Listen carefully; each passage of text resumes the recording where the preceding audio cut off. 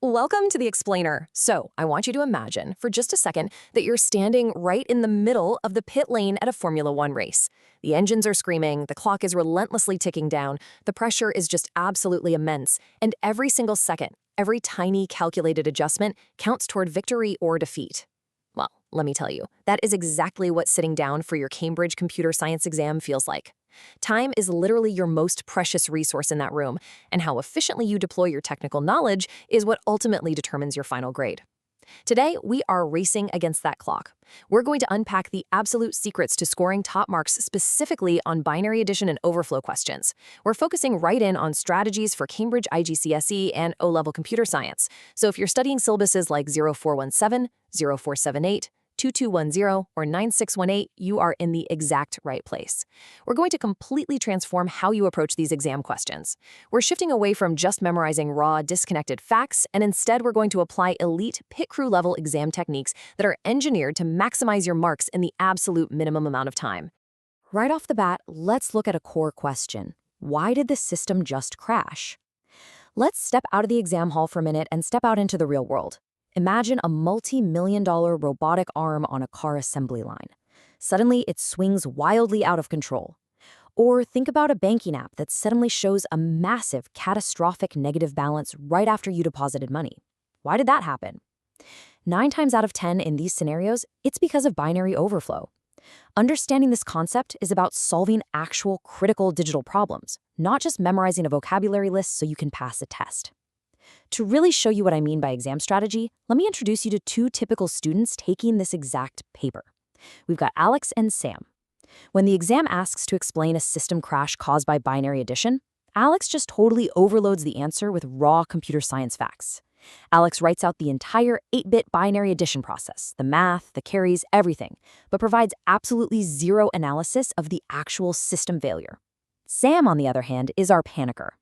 Sam sees that taking clock, rushes the answer, and completely misses the command word requirements.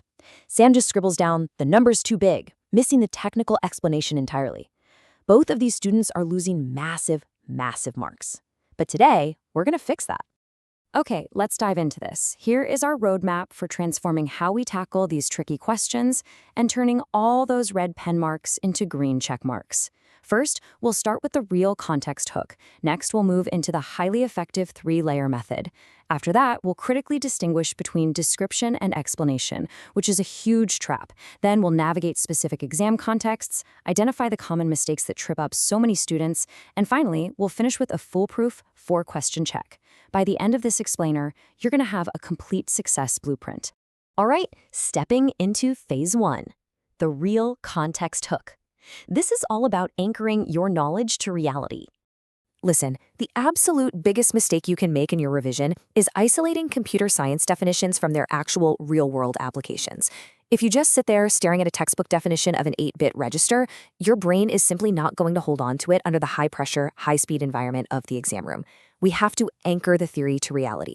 Think back to that robotic arm or the banking app. You must identify the digital problem first. When 2 8-bit binary numbers are added together and the result requires 9 bits, that 9th bit is an overflow, right? We know the math, but what is the practical consequence? That's what the examiner wants to know. The consequence is that the CPU physically drops the extra bit because there's nowhere to store it. The data becomes totally corrupted, and that robotic arm receives a completely incorrect instruction. We retain complex information so much better when we actually understand the reason for the concept's existence. Let's move into part 2.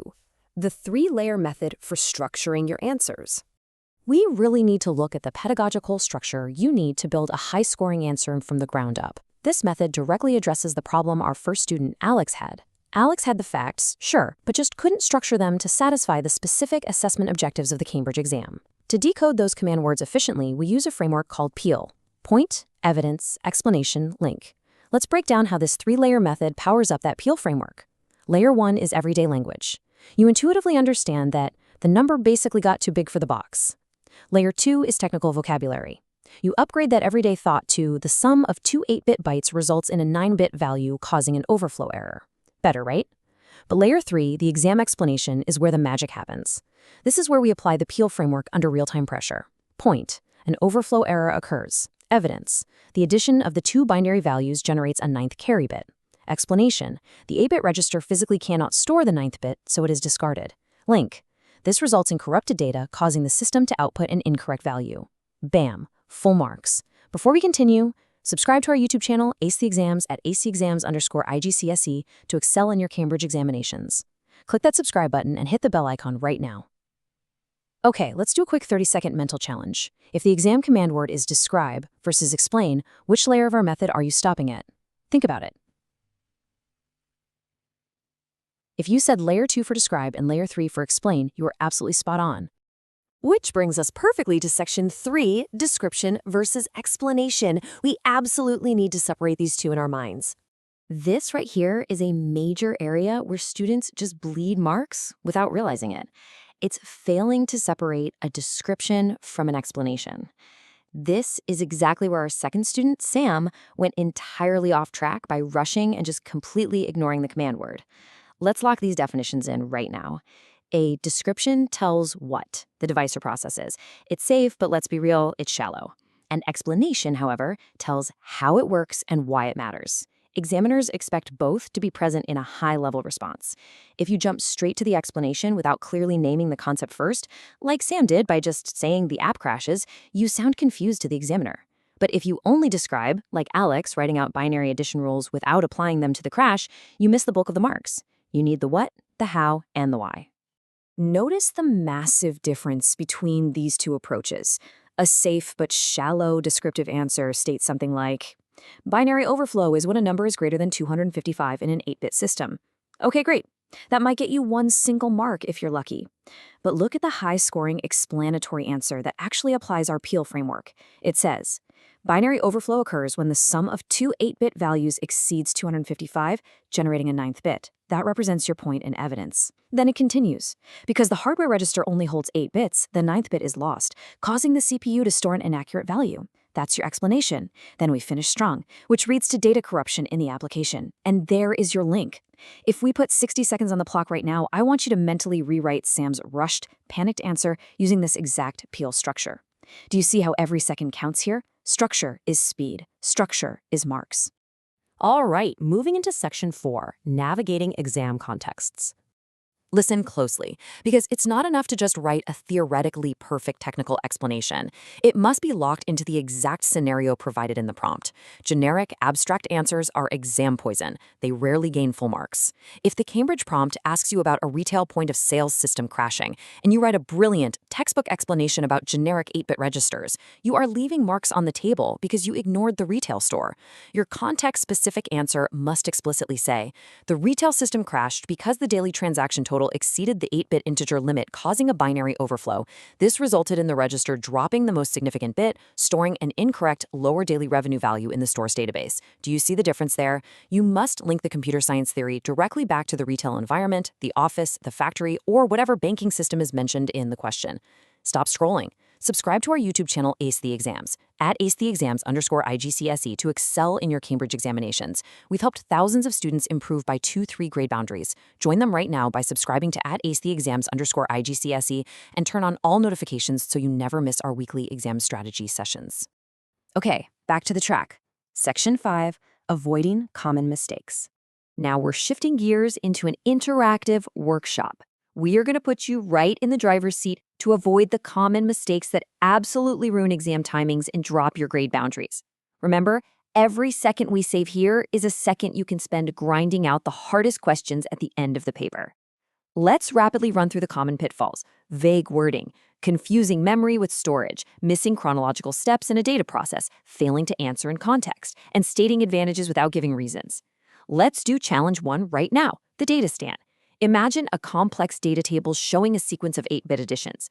Imagine a 60-second visual timer is on the clock right now. You need to extract the core trend. Pause the explainer if you need to. Look closely at the binary columns. Imagine 10000000 plus 10000000. Where does the system break? Bam! The result is a 9-bit number, 10000000. That is your overflow error right there. Being able to spot that visually and instantly saves you precious exam minutes. Now for challenge 2, find the flaw. Listen to the sample paragraph a student wrote. The system had an overflow because the number was too big for the memory. This is bad for the user. Did you catch the flaw? It uses insanely vague wording, too big for the memory, instead of specific terminology like exceeds the 8-bit register capacity. And then it states a disadvantage, bad for the user, without giving a technical reason why. This is exactly why error-aware notes are dramatically more useful than notes containing only correct facts. Studying your past mistakes is literally a cheat code to prevent you from repeating them. If you only memorize the correct definition of binary addition, a familiar device name in a tricky exam question will completely distract you from explaining the core overflow mechanism. Try the speed writing challenge for yourself later today. Give yourself exactly 30 seconds to mentally draft a PEL paragraph, explaining why an odometer in an old car might roll over from 99,999 back to 0000, using binary overflow as an analogy. Here's what your brain should be generating. Point, it's a hardware limitation. Evidence, the maximum physical capacity is reached. Explanation, the carry value, that next digit, has nowhere to be mechanically stored. Link, the display drops the carry and resets to 0. That is how fast and how structured you need to be firing in the exam hall.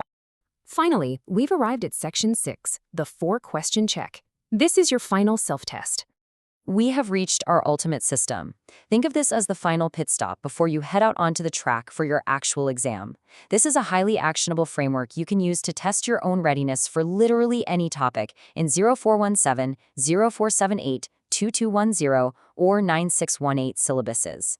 If you can answer these 4 prompts out loud without looking at your notes, you are ready. Number 1, what is it? Number 2, how does it work? Number 3, where is it used? And number 4, why is it better or worse? This system completely aligns with the 3 golden rules that guarantee top marks: command word decoding, PEL framework application, and operating on a time management matrix.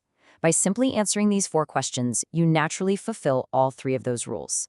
So when you finally sit down with the actual physical paper, I want you to follow this sequential path. Step 1, identify the demand of the question. Are they asking for a description or an explanation?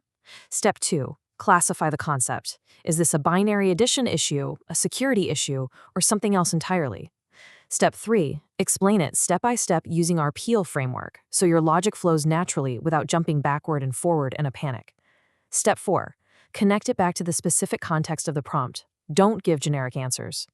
This method produces results that are infinitely clearer than writing panicked, jumbled facts in a random order like our student Alex did at the start of this session. So, here is my final, provocative challenge to you. Can you confidently answer those 4 questions for your next exam on binary addition and overflow? If you apply this framework, you're not just crossing your fingers and hoping for a good grade. You are systematically engineering one. Students who implement these computer science strategies see an average improvement of 2 grade boundaries, but only if they practice consistently with our weekly explainers. Here's your final reminder. Subscribe to our YouTube channel, Ace the Exams, at acetheexams_IGCSE to excel in your Cambridge examinations. Subscribe right now to acetheexams_IGCSE and click that bell. Don't let another exam pass you by. Drop a comment below with your target grade for computer science and the biggest challenge you're facing. Our team responds to every comment. Like and share this explainer with a study partner. Ace the Exams. Your Cambridge success starts here.